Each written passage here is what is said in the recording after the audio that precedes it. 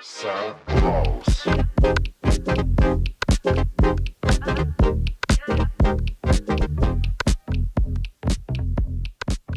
Bienvenue au nouveau balado du Phare, le balado Ça brasse. On reçoit des invités aujourd'hui au quartier Belle-Gueule. On est avec l'équipe de CISM au son. On se prend une petite bière. On est avec Christian Robitaille, Véronique Pascal et Amélie Gadebois. Wow! Hey, le beau son, hein? Santé! Santé. Merci d'être là. Santé. On est loin un peu. Hey, on s'est rendu. Santé. Ah oui, ça prend. Ce qui est le fun, c'est que cette fois, on tourne l'après-midi. Ça, C'était pas vos choix. Oui, fait que je vais vous parler de vos CV respectifs. Amélie, en commençant avec toi. Oui. Tu es une artiste de cirque et clown Oui. basée à Québec. Tu nous viens juste de nous le dire off entrevue, là, mais tu travailles sur le spectacle Show devant, entre autres. Tu es aussi instructrice de cirque social, membre fondatrice de Caravane Coop, donc qu'on va certainement beaucoup parler tantôt. Tu as un bac en biologie. Ouais. Tu as aussi une maîtrise en écologie internationale. Puis pendant que tu faisais ça, tu étais aussi à l'école de cirque, Ouais. puis dans une troupe de théâtre de l'Université Laval. Ouais. Fait à la fois artiste et scientifique. On a Véronique Pascal, qui est comédienne, autrice, animatrice aussi d'un balado pour enfants qui s'appelle Le Journal des Bonnes Nouvelles. Oui. J'adore. Et tu es aussi cofondatrice et directrice artistique des Compagnons Baroques, qui fait du théâtre. Et coprésidente du conseil d'administration du Conseil québécois du théâtre. Il y a beaucoup de conseils dans ce que je viens de dire, mais c'est toi, tu dois être quelqu'un de bon conseil. J'espère. Je pense que oui. En tout cas, moi, je trouve. Regarde, je laisse ça dans tes mains. On verra tantôt. On verra après l'entrevue. Alors, on a aussi avec nous David, David ici, qui est brasseur chez Belle-Gueule. Je ne sais pas s'il va nous saluer. Puisque Belle-Gueule est vraiment une vraie microbrasserie, David développe des saveurs ici. Puis, on termine avec toi, Christian. Christian Robitaille, tu es gestionnaire culturel. Tu as un CV avec plusieurs chapeaux, dont celui de directeur général Culture, Capitale nationale et Chaudière-Appalaches que tu portes en ce moment. Avant ça, tu as été co-directeur général et directeur administratif de Flip Fabrique, mais aussi des Gros Becs et aussi de Labordé. Anciennement chef service administratif et partenariat public à la salle de spectacle Le Diamant à Québec. Tu as aussi travaillé en politique provinciale. Puis avant ça, tu es comédien de formation. Tu as fait un bac en théâtre à l'UQAM et tu as été impliqué dans le mouvement étudiant national. Puis avant ça, coordonnateur... Non, c'est après? Juste après. Juste après. Je me suis trompée dans l'ordre. Coordonnateur du Forum jeunesse de la région de Québec de 2002 à 2008. Wow, je t'ai soufflé. Salut, moi je suis clown. Merci d'avoir ri à ma blague. Bienvenue, merci d'être là. Un peu de contexte peut-être, Christian. C'est qu'est-ce que ça mange en hiver, là, un directeur général de Culture, Capitale nationale et Chaudière-Appalaches? Pour les gens qui sont pas nécessairement en culture. Là. C'est un des conseils régionaux de la culture, comme il y en a une quinzaine au Québec, donc dans chacune des régions. Les gens de Montréal connaissent bien Culture Montréal, qui a une mission un peu différente des autres conseils de la culture à cause de la nature même de Montréal par rapport aux autres régions. Mais évidemment, on a un rôle de représenter, de comprendre le milieu, de connaître leurs besoins, de les porter. Et pour faire ça, on a des tables de concertation, on réunit des gens, on fait des événements de concertation, on essaie de faire avancer la réflexion sur différents enjeux. Et on les porte ensuite aux décideurs. On essaie d'être j'aime ça voir notre travail comme étant le trait d'union entre un milieu de la culture qui a des besoins et qui ne sait pas toujours comment les adresser aux politiques et le milieu politique qui veut bien aider la culture, mais qui ne sait pas toujours comment le faire. Fait que j'essaie de... Genre de médiateur. Sur une base régionale, bien sûr. Fait que ça nous permet de régionaliser les priorités. C'est pas toujours la même chose. C'est pas la même chose en Abitibi-Témiscamingue qu'à Montréal ou à Québec. Fait qu'on essaie d'adapter, dans le fond, les demandes, les besoins en fonction. Parce que toi, tu parles à la fois le langage des demandes de subvention, Oui. c'est plus politique, et le langage artistique, puisque tu es artiste à la base. Oui.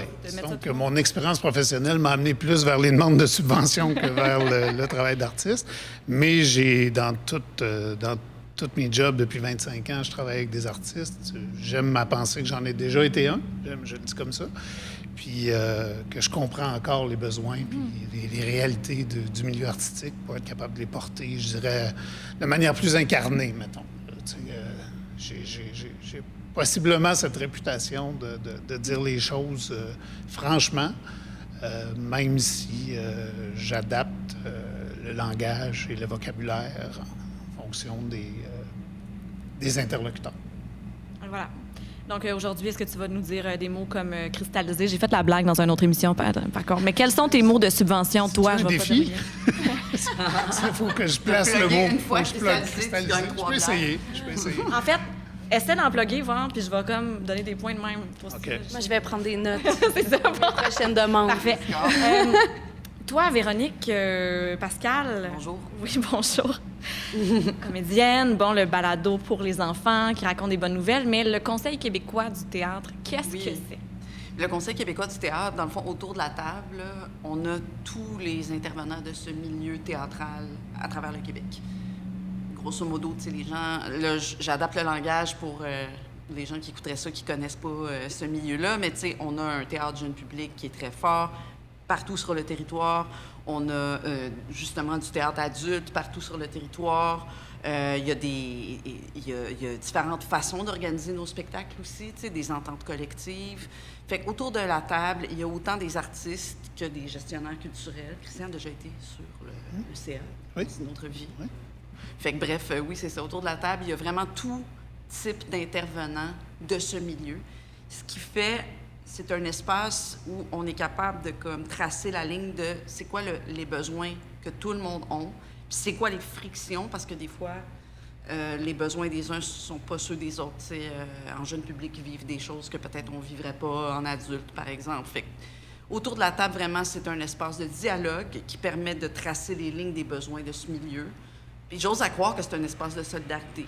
En tout cas, à date, depuis que moi je suis là avec Michel Parent, depuis novembre, ce que moi je vois, c'est des gens qui se mettent ensemble puis qui font fi un peu de ben moi j'ai ci puis moi je veux ça pour faire OK, c'est quoi, comment on parle ensemble, parce que on peut se faire reprocher d'être dispersé, que c'est compliqué, alors que dans le fond, si on est capable, comme dans n'importe quelle action politique, de se ramasser autour de phrases qui disons, fendent, qui restent en tête, là, tu sais, bien là, on est capable d'agir, puis peut-être de faire bouger les choses, puis même de voir dans l'œil d'un politicien une petite lumière qui s'allume, puis qui fait comme... Parce qu'on est dans cette position où c'est la main qui nourrit. Tu sais, c'est particulier quand même, il faut le dire. Notre vie dépend d'eux, fait qu'on peut pas que japper, tu sais, faire on n'est pas content. Il faut qu'on apprenne à dialoguer avec eux. Miauler un peu. Bien, faire, écoutez, ça on n'a pas... Nos besoins, ça serait pas ça, monsieur le ministre. Ouais. Nos besoins, nous, c'est ça. Puis dans ça, on est capable de peut-être des fois trouver... Ça, c'est pas un regroupement, là. Les gens peuvent pas devenir membres comme être membre de l'Union des artistes. Oh, absolument. Ah, tu peux? OK. Puis d'ailleurs, j'invite toute personne qui s'intéresse au théâtre ou qui est un artiste en théâtre de devenir membre, parce que c'est l'outil politique des gens qui pratiquent le métier du théâtre. Nous, notre job, c'est de servir un peu, comme tu disais tantôt, de trait d'union, là. Fait que oui, on peut être membre du CQT, puis le CQT est là pour fédérer aussi. Fait que oui, il y a tout ce travail politique, mais il y a aussi, tu sais, il y a beaucoup de choses pour la relève. Il y a eu un camp de la relève pour faire justement un trait d'union entre la pratique et le début de la carrière. C'était comme un moment un peu... tu sais, quand tu commences dans le métier, là, t'es comme... Tu sais, j'étais toute structurée par mon école, puis là, de coup, il n'y a rien, je sais pas où aller. Bien là, le CQT a créé... C'est un exemple de nombreuses choses que le CQT fait. Voilà, fait qu'on est là pour fédérer le milieu, tu sais, pour créer des espaces de dialogue. Fédérer, c'était-tu un point, ça? Fédérer. Je me donne un ding, point. ding, ding. C'est un beau verbe, hein? C'est un beau verbe. Ouais, j'en prends note. Je l'ai jamais mis dans une demande de subvention. Fédérer. Bien, c'est fédérateur, le phare. Ah, t'es fine. Merci. Le phare, tout le monde. Alors, oups, j'ai perdu mes... Je veux pas enregistrer une note rapide. Toi, Amélie, ton implication, en fait, la raison pourquoi tu es ici, c'est principalement pour plein de choses. Parce que tu es une clown. J'adore les clowns, premièrement. Mais pour parler de Caravane Coop, qu'est-ce que c'est? Qu'est-ce qui est arrivé? Bien, feu Caravane Coop, parce que Caravane Coop, il a fallu qu'on ferme. Parce que, en fait, je vais expliquer pour commencer, c'est quoi Caravane Coop. C'est un lieu qui a été créé il y a presque 8 ans pour offrir un endroit pour la communauté de cirque de Québec, pour créer, s'entraîner, se rencontrer aussi. Quand on est artiste de cirque, c'est un besoin important d'avoir un lieu pour travailler son art.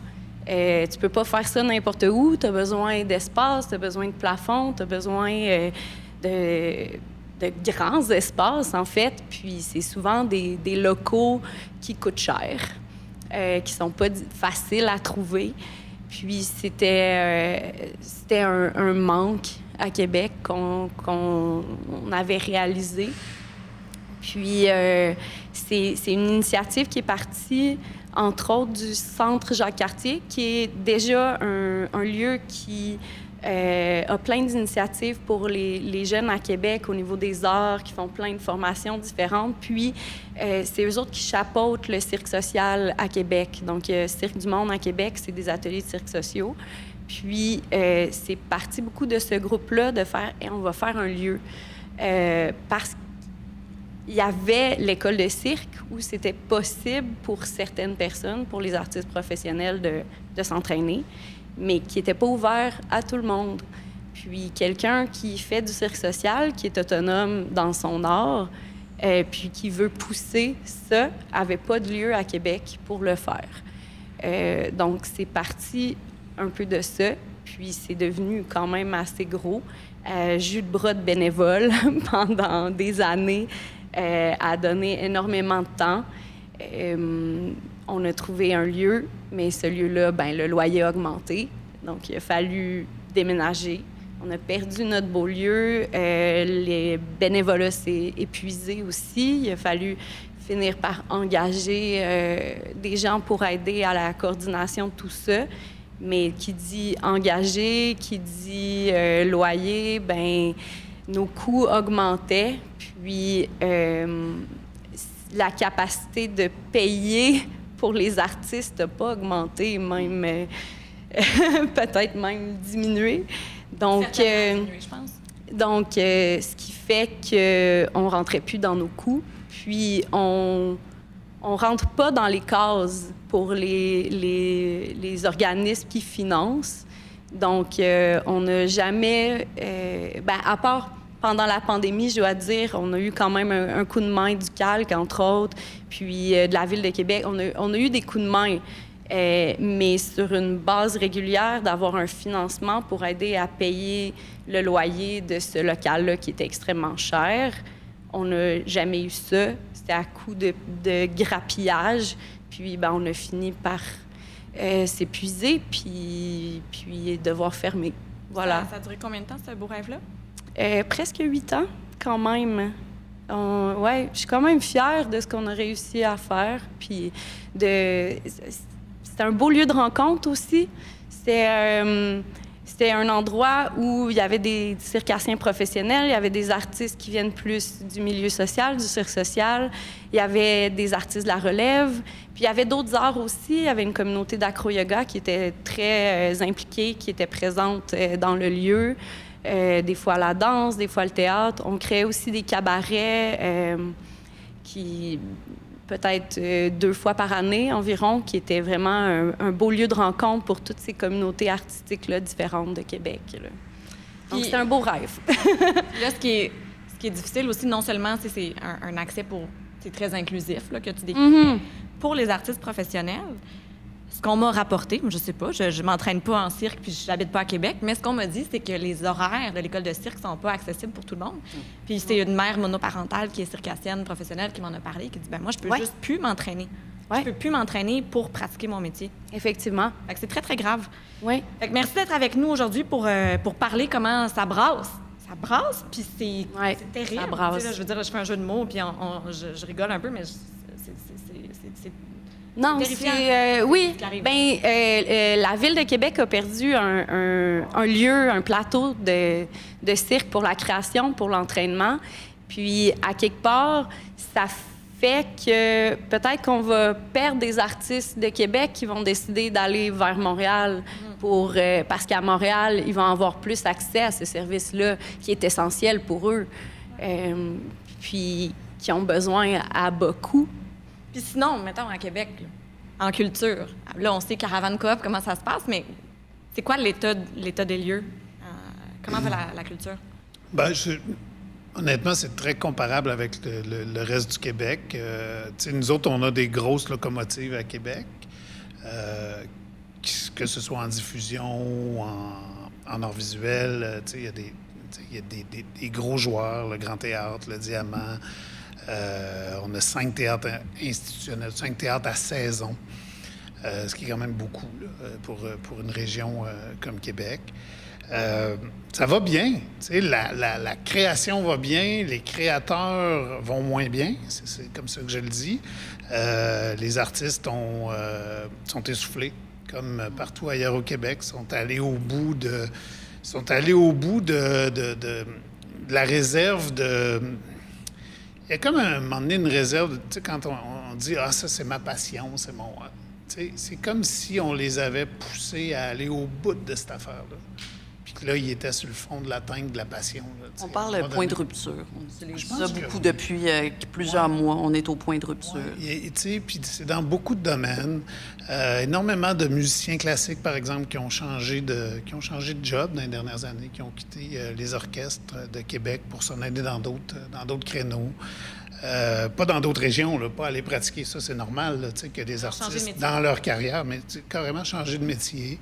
Fait que, tu sais, il y a ça, c'est réel, cet essoufflement-là. Puis c'est vrai que ça devient un peu philosophique de l'adresser quand tu es un politicien. T'sais, comment tu gères, parce qu'on peut utiliser des mots comme santé mentale pour les cas, disons, les cas les plus graves, mais il reste que cette fatigue-là, cet essoufflement-là, c'est dur de parler de ça avec des gens qui donnent des subventions puis qui gèrent des dizaines de millions de dollars, mais c'est quand même de ça dont il faut parler. Fait que quand ils ont les moyens de créer, quand ils ont les moyens de se retrouver dans un espace de création, ça se passe bien. Et quand les moyens ne sont pas là, quand ils sont mal encadrés, parce qu'il y a ça aussi, ça en est un autre gros problème dont il faut qu'on parle, les ressources humaines. T'sais. Depuis 30 ans, au Québec, en culture, on a forcé, puis c'est pas mais c'est une contrainte, mais vous allez comprendre ce que je veux dire, c'est qu'on a forcé les organismes culturels à se professionnaliser. Tout à coup, ça nous prend des comptables. Tout à coup, ça nous prend des gestionnaires de ressources humaines. Là, ça nous prend du monde qui sont capables d'écrire des demandes de subvention, tu sais, parce qu'un artiste qui le fait avec son cœur, ça suffit plus. Tu sais, c'est une demande. Il y a déjà eu ça. Tu sais, fait que là, tout ça, c'est rendu obligatoire. Puis là, bien, ces gens-là qui sont autour des artistes puis qui essaient de créer des espaces de création puis des espaces de diffusion puis tout ça, bien, ces gens-là finissent par être mieux payés que les artistes, par être... Puis obligatoirement, là, parce que c'est pas un choix. Là. Tu n'en trouveras pas de comptable à 18 000 par année. Là. Ça existe pas. Tu sais.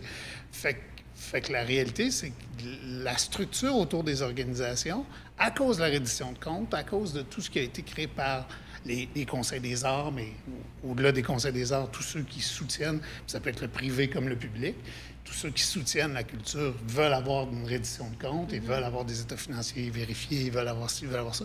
C'est correct, c'est de l'argent public.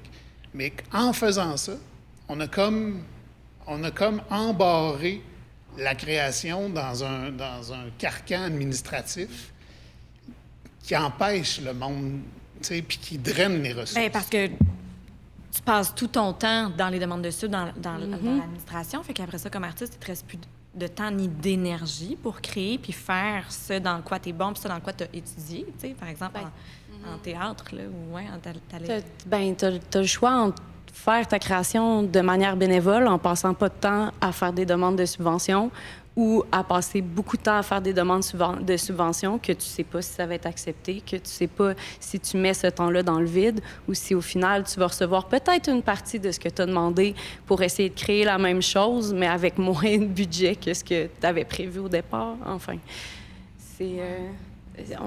on est comme dans... Ouais, on finit par faire beaucoup de bénévolat dans tous les cas. Pour soutenir la culture, s'il n'y a pas de bénévoles, ça serait fou de voir tout ce qui s'est fait au Québec. Puis c'est ça qui est en train d'arriver, en culture comme ailleurs. Quand je parlais de la tank à passion, là, tantôt, le savoir à passion, c'est que là, à un moment donné, OK, je vais en donner des heures bénévoles, je vais le faire, tu sais, je vais le faire mon 50 heures semaine, je suis payé 30, mais je vais en faire 50, puis tu sais, je vais... Payer 30, c'est beau, là. Oui, c'est ça. OK, je fais des images, des grosses images, mais tu sais, À un moment donné, ça se peut plus. Puis c'est vrai en enseignement, puis c'est vrai dans les centres de santé puis les CHSLD. Le missionnariat, le bénévolat, c'est pas fini. Mais on est comme rendu au bout, là.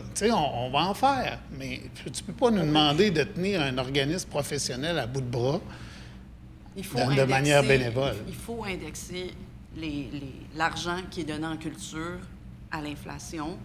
Sinon, on va continuer de travailler sur une tank vide parce qu'on roule déjà depuis plusieurs années sur une tank là, des burn-out en culture, la santé mentale fragile. On a traversé une pandémie de peine et de misère. Parce que tout ce que tu as dit fait tellement de sens, puis je veux pas répéter rien, mais j'ai l'impression aussi qu'au Québec, on se sert de la culture pour construire un narratif autour de « Ah, c'est quoi le Québec, c'est fantastique ». Mais on y a jamais donné les moyens de vraiment... Si on y donnait les moyens, autant qu'on s'en est servi de la culture pour créer ce Québec fantasmagorique dans lequel plein de gens du monde veulent venir s'établir, les gens capotent sur notre culture, mais on donne jamais les moyens aux artistes de vraiment, puis aux gens qui travaillent autour des artistes, de vraiment supporter ce narratif-là. Fait que moi, il y a quelque chose comme d'une manipulation, là, de gaslight un peu là, dans notre rapport politique avec la culture que j'aimerais qu'il soit compris et entendu par les politiciens. Vous rendez-vous compte de comment vous mettez de l'avant votre fierté de la langue, votre fierté de nos créateurs. Mais ces gens-là, très rarement, travaillent dans des conditions où la dignité est à la table. On ne travaille pas dans des conditions dignes, tu sais. Puis c'est comme si cette situation-là de crise, elle revient. C'est comme là, on est dans une crise en ce moment parce qu'il y a des reculs au niveau du financement, souvent dans les 3 paliers. Au niveau du Conseil des arts du Canada, il y a un recul. Au niveau du CALC, on a des reculs des refus. Puis au niveau municipal, on a des reculs des refus. Fait que là, on est dans ce moment-là. La tank est vide, puis on essuie des refus. Fait que oui, des gens à Mané font comme, c'est plus viable. Je vais aller faire autre chose de ma vie. Il faut que je paye un loyer qui a augmenté substantiellement depuis quelques années. T'sais. Fait que c'est ça. Je rêve d'un jour où est-ce qu'on va arrêter de se servir de la culture puis on va y redonner autant qu'elle nous a apporté parce qu'elle nous a permis de nous édifier une identité sur la scène internationale, mais jamais on lui a donné vraiment ce qu'elle méritait, j'ai l'impression, pour fleurir. Ça serait quoi, vivre ici, si on donnait vraiment la possibilité à peut-être pas tous les artistes, c'est impossible, tu sais, mais en tout cas, si on se donnait la possibilité de fleurir autant qu'on pourrait, ça serait fantastique, tu sais. Est-ce que tu viens de faire un point de subvention avec Fleurir, je pense, aussi?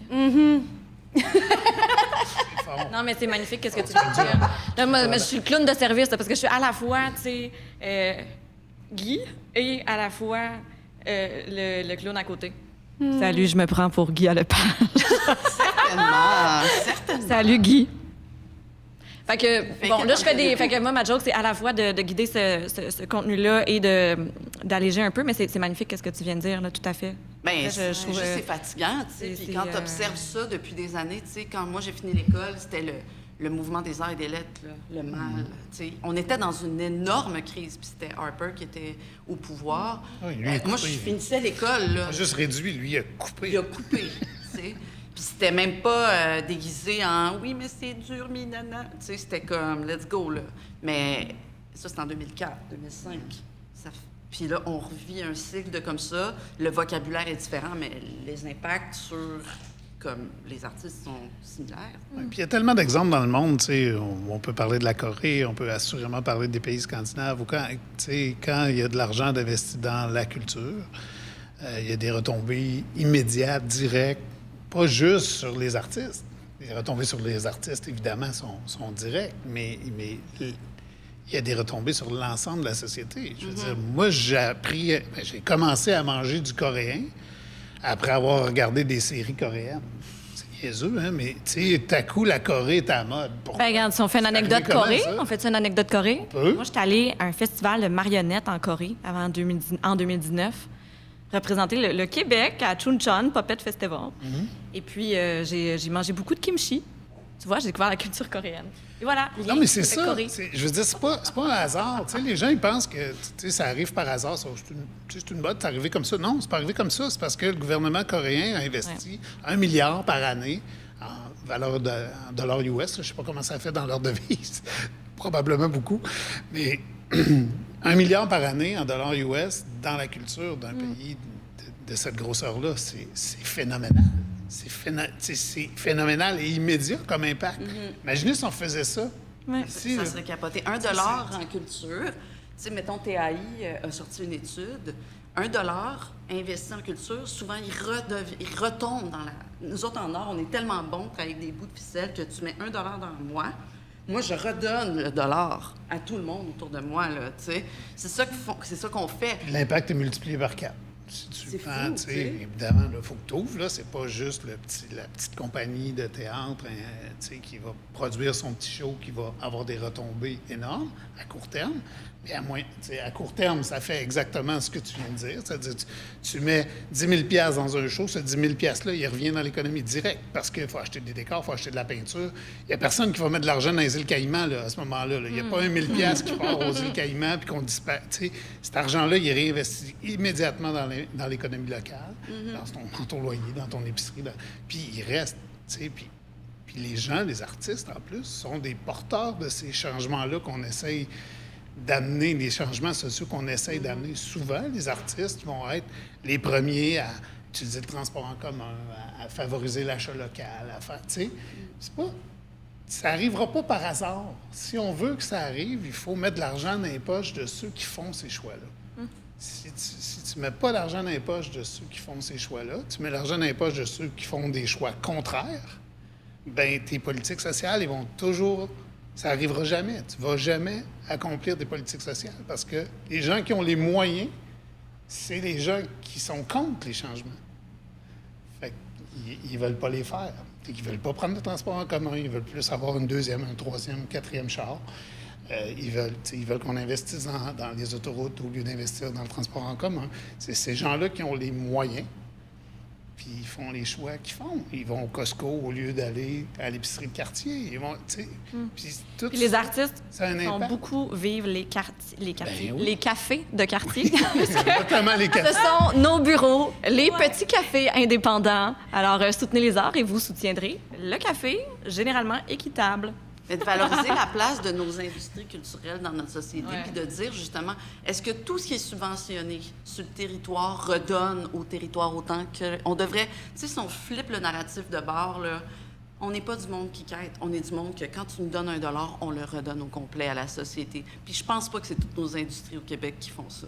Puis je ne nommerai personne ici, mais il y a quand même ça. Puis, disons là qu'on parle un peu de toutes les étapes de la culture. Tu sais, là, on parle quand même de l'administration, comment ça se passe, mais pour arriver à un spectacle, qu'est-ce qu'il faut faire que les gens ne savent pas? Les gens qui nous écoutent, là, qui ne travaillent pas du tout en culture, mettons. Ben, c'est sûr qu'il y a plein de temps en arrière dédié à développer ton idée, à essayer des choses. Avant d'arriver à la bonne idée, puis d'arriver au spectacle, tu peux avoir des semaines, des mois, des années de essayer des choses, d'aller dans une direction, ça t'amène dans une autre. Puis pour ça, ben ça te prend du temps, ça te prend un lieu. Puis, ben il faut que tu continues à être capable de payer ton loyer puis à manger pendant ce temps-là. Qu'est-ce que ça prend? Ça prend au spectacle que tout le monde va être comme « Wow, ce spectacle était extraordinaire. » Il y a énormément d'étapes de travail, mais aussi de d'autres petits spectacles peut-être qui ont été moins vus, mais qui permettent de forger l'artiste. Oui, mais ça prend des plateformes comme le Phare, où on va essayer des choses, on va présenter, on va avoir un public, on va avoir... ben, moi, personnellement, c'est beaucoup par les petits festivals, par les festivals moins connus, qui m'ont donné ma chance pour que je puisse essayer des choses, puis qui ont fait que je suis devenue une artiste, là, à quelque part. Parce que j'ai un parcours non conventionnel, j'ai pas diplômée d'une école de cirque. Biologiste, on se rappelle. Ah non, mais tu sais... Mais il y a ça, mais il y a tout autour. Il faut que tu aies l'idée, mais après ça, des fois, tu as besoin d'autres artistes pour essayer, mais en théorie, si tu veux faire une résidence de création, ben ça te prend un lieu. Il faut que tu puisses payer tes artistes avec lesquels tu veux essayer ton projet. Mais là, tu n'es même pas rendu à le présenter devant des gens, puis à faire payer des places, là, là, t'es peut-être 2 ans avant, là. Le billet ne paye pas juste Le le billet. travail de la représentation, Non. là, c'est tout le travail en arrière. Puis souvent, puis il y avait une question qui avait été posée justement dans un spectacle de théâtre. Est-ce que la subvention pour le spectacle subventionne le spectateur ou subventionne l'artiste? Parce que est-ce que le spectateur paye le réel coût du spectacle qu'il s'en va voir? Parce qu'il y a ça aussi, c'est important de donner accès à tout le monde au spectacle, à la culture. Donc, on réduit le prix, mais à ce moment-là, la subvention va permettre aux spectateurs de payer moins cher pour voir leur spectacle, mais les artistes sont payés le même prix ou sont payés pas la valeur qu'ils devraient payer, en tout cas. C'est un cycle, dans le fond, tu sais, comme dans n'importe quelle recherche, là, je pense que ça peut se comparer aussi à la recherche scientifique, dans le sens qu'il y a un moment où est-ce qu'on fait, OK, on a une idée ou on a une hypothèse, de départ, là, peu importe c'est quoi, puis là, on va comme chercher autour de ça. Puis on va faire des essais, justement, on va faire des petites formes, on va les amener devant des spectateurs. Puis ça, en fait, je pense que les gens ne soupçonnent pas à quel point ça peut être long, de ces essais-erreurs.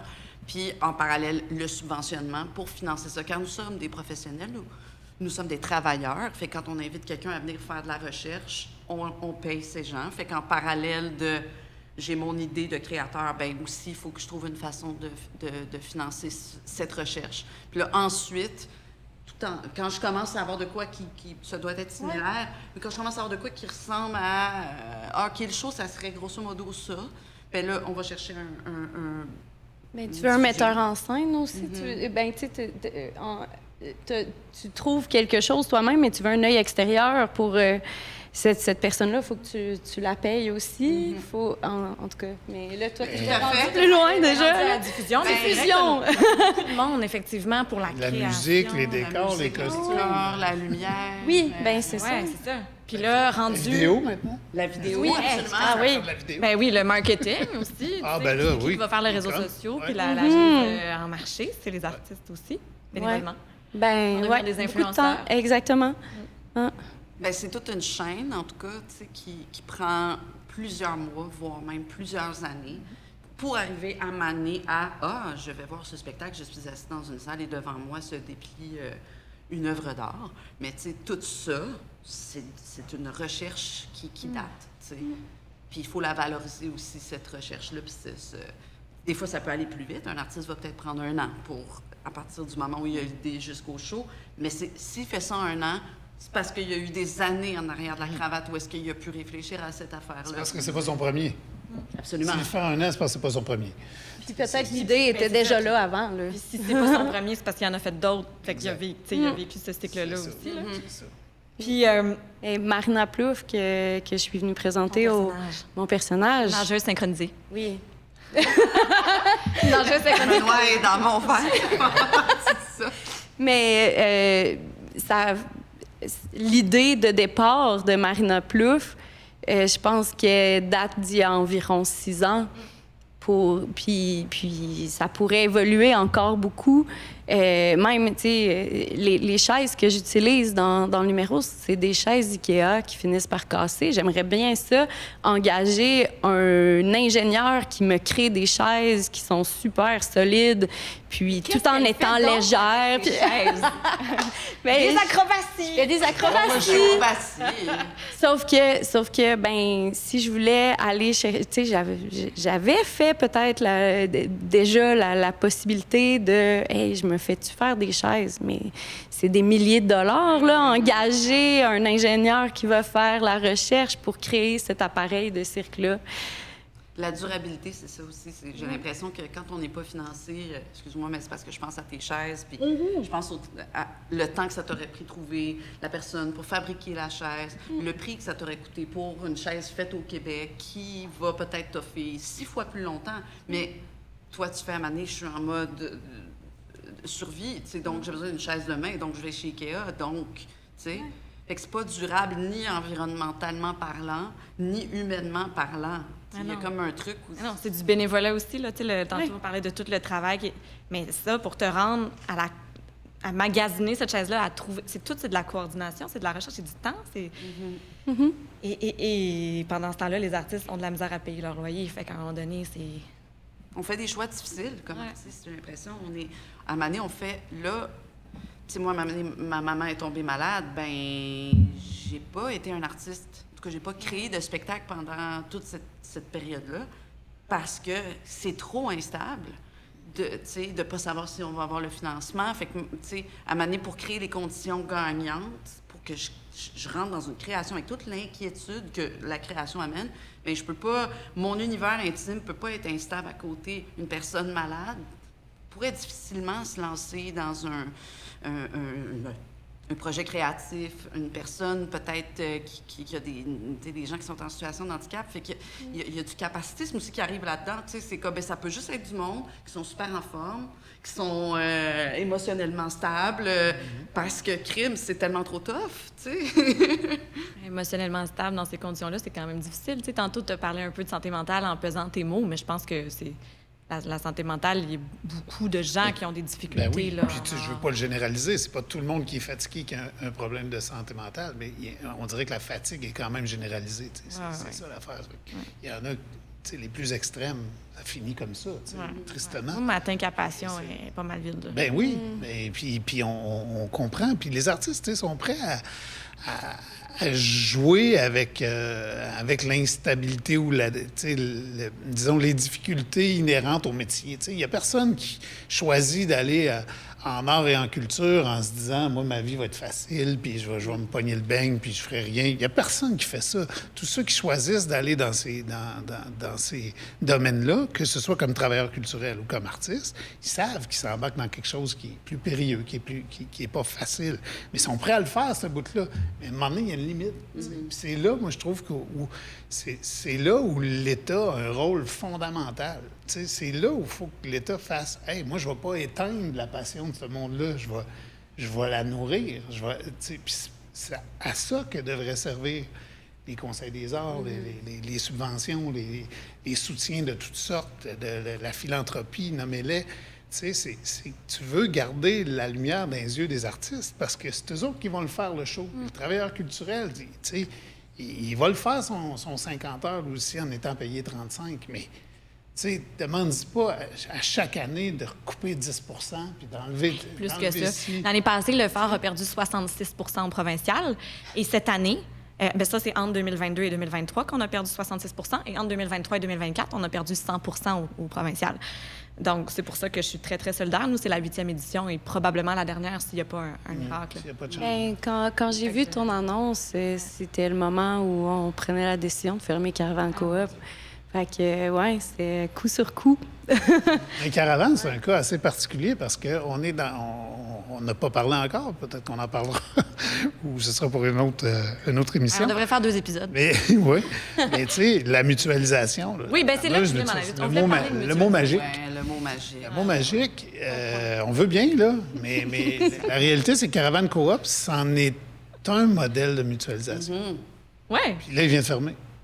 Oui, mais c'est de la job aussi. Là, ben, moi, je trouve que les bailleurs de fonds... On mutualise avec CISM en ce moment, là, mais il a fallu mettre du temps sur cette mutualisation-là. Puis moi, j'ai pas été payé une scène. Puis elle est soutenue comment, la mutualisation? J'ai été payée en c'est le grand point d'interrogation, il est là. Il y a des choses faciles comme partager, mettons, 3-4 compagnies établies qui vont partager un local, qui vont partager un photocopieur. Ça va, c'est le genre d'affaires assez facile. Mais avant d'être établi, ou des artistes individuels, ou des, comment on fait pour mutualiser les ressources pour ces gens-là? Et qui prend la responsabilité? Qui prend le risque? Parce qu'il y a un risque, il y a un risque financier. Il faut que tu loues un local, il faut que tu le fasses aménager. Je suis allé dans les nouveaux locaux de Caravane Coop, puis le propriétaire en a fait un bout, mais il a quand même fallu on a mis beaucoup que les de temps. partenaires mettent du temps et de l'argent là-dedans. Fait que, tu sais, Une fois que ça c'est fait, comment tu la soutiens, la mutualisation? Parce que c'en est un élément de mutualisation. Fait que c'est Un exemple de mutualisation qu'on a, en ce moment, on mutualise l'ambiance sonore. Là. Je ne sais pas si ça se rend avec Belle Gueule, parce qu'ils nous prêtent leur lieu, chaleureusement, mais il se passe des affaires sur les cuves en arrière. Donc, c'est ça le son que les gens entendent pour les gens qui sont juste à l'audio en ce moment. C'est ça qu'on vit. Ça crée une ambiance. Ça crée une ambiance, mais ouais. Alors, moi, je conclurais là, avec peut-être un... Comment est-ce que vous voyez... Comment je recommence. Comment est-ce que vous voyez les perspectives d'avenir dans tout ça? Là, on est comme... Oui, là, le $1, il va être au quadruple. Mais c'est quoi... Qu'est-ce qu'on veut comme action? On a-tu des solutions? On a-tu beaucoup de rêves? Qu'est-ce qu'on rêve? Une réouverture. Est-ce qu'on rêve de ça ou c'est... Oui, bien, on rêve... C'est sûr qu'on rêve de réouvrir un lieu partagé comme ça où la communauté peut de nouveau se rencontrer, puis de nouveau créer, puis s'entraîner dans un lieu adapté. Puis pas dans un garage où il n'y a pas de fenêtre, puis qui a un ventilateur qui fait trop de bruit parce que c'était ça, notre nouveau lieu. Donc, vraiment un beau lieu adapté. Donc, si Mathieu Lacombe nous écoute... Abordable. Si Mathieu Lacombe nous écoute, Caravane Coop est prêt à renaître de ses cendres s'il y a des vrais investissements. Définitivement. Mais ne peut pas renaître de ses cendres de tank épuisés. Encore là, comme on disait, l'idée de faire une coopérative, c'était justement de mutualiser puis d'être ensemble. Mais en tant que coopérative, on ne fitait pas dans les cases. Donc, on n'avait pas accès déjà au financement. Fait que c'est aussi d'ouvrir les cases, d'agrandir les cases. Parce que le phare va mourir aussi. C'est ça. Qu'est-ce qu'on souhaite, sinon, pour l'avenir de votre côté? Bien, moi, j'espère vraiment que les artistes n'arrêteront pas de rêver, puis de porter, puis d'incarner la culture. C'est ça mon rêve. Après, j'espère, ça sous-entend que les décisions vont se prendre aux bonnes places pour donner les moyens aux artistes de créer puis de continuer de jouer le rôle qu'ils doivent jouer dans notre société. Tu sais, c'est pas accessoire, c'est pas du luxe, c'est pas, tu sais, la culture, c'est le fondement de ce qu'on est. Fait que faut qu'il y ait du monde qui entende ça, puis qui se le répète, puis qui réalise qu'on n'est pas en train de demander 12 milliards de plus par année en culture. C'est pas ça qui va soutenir c'est quelques millions de dollars, quelques dizaines de millions de dollars de plus sur un budget de 85 milliards et plus. C'est un choix, et le choix leur appartient. Le choix de donner aux artistes le moyen de continuer de rêver, de créer, de nous inventer au fur et à mesure. Tu sais, on est là avec nos défis d'intégration des communautés culturelles, des immigrants, etc. Il n'y a pas d'autre moyen que la culture pour faire ça. Tu sais, ça se fait pas. C'est la culture qui va faire ça. Fait qu'il faut qu'on... C'est pas sorcier, ça me paraît pas complexe comme situation. C'est une solution, surtout que la solution, comme tu le disais, elle est financière. Il faut donner les moyens, il faut donner de l'oxygène aux organismes puis aux artistes pour qu'ils retrouvent l'énergie, qu'ils retrouvent la création. J'embarquerais dans ta solution un peu au niveau de donner de l'oxygène. Pour moi, ce serait alléger la charge administrative, en fait, qui permettrait de donner de l'oxygène. S'il n'y a pas plus de budget, à tout le moins, donner du temps aux artistes. Oui, mais tu sais, la charge administrative, c'est des fonds publics. Fait qu'il va toujours avoir une certaine charge administrative. Certainement, mais tu sais... Il va toujours avoir...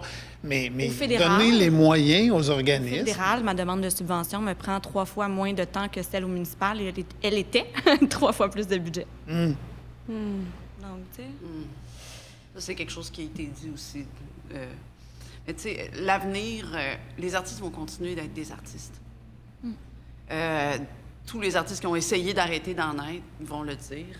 Ils recommencent à un moment donné. Il faut comme je fais mes enfants, puis là, tout d'un coup, à un moment donné, oh, ça revient. C'est comme c'est plus fort que nous. Fait que j'ai l'impression, en tout cas, moi, je vois comme un relais, là. C'est-à-dire que là, mettons, Christian, moi, des gens qui font ou Michel, ou les gens qui sont sur des conseils. Il faut qu'on continue d'aller...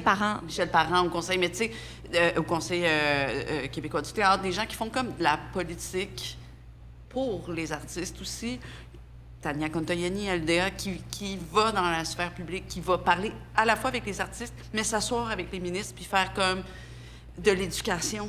Parce que on recommence tout le temps les mêmes affaires. Moi, si j'ai un souhait pour l'avenir, là, c'est que les ministres face auxquels on s'assoit savent de quoi on parle. Quand on débarque la première fois, souvent, c'est des points d'interrogation. Ils ne comprennent pas la chaîne recherche, création, diffusion. Fait que nous autres, on arrive avec des demandes très claires parce qu'on est des très bons élèves. Notre milieu est hyper structuré. Et là, on arrive face aux bailleurs de fonds, face aux gens qui sont supposés nous défendre. Puis on perd un temps fou à un moment donné à expliquer, tu sais. Fait que j'ai ce souhait-là, moi, à un moment donné, d'être face à des gens qui font, bien, si tu veux vraiment, si tu dis que tu veux travailler avec les gens de la culture, il y a des devoirs à faire que les gens de la culture ont fait. On veut parler avec des gens qui nous répondent, là.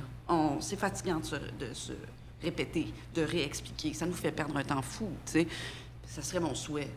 Je sais pas si ça peut arriver. On en a déjà eu. C'est tellement un beau souhait, là. J'accueille tout ce que tu dis, là. On en a déjà eu des ministres de la culture formidables qui étaient très au courant, qui croyaient dans la culture. Tu sais, c'est pas impossible, mais c'est ça. Il faut arrêter d'essayer de trouver les shortcuts. Couper, là, délaguer. Tu sais, à un moment donné, c'est comme, ce qu'on a besoin, c'est ça, puis il faut y aller, puis mais pour ça, il faut comprendre. Écoutez les artistes. Écoutez les artistes. Écoutez-nous. Écoutez-nous, écoutez-nous, puis abonnez-vous. Abonnez-vous à Ça brasse par le faire. Merci, chers invités. Je pense qu'on conclut sur écouter les artistes. Je lève mon verre à votre présence et à votre parole. Je vous trouve brillante et brillant. Merci. d'avoir été là. Merci Belle Gueule pour l'accueil. Merci CISM pour la technique et bien plus. Et on se dit à un prochain épisode de Ça brasse propulsé par le phare. Ça brasse.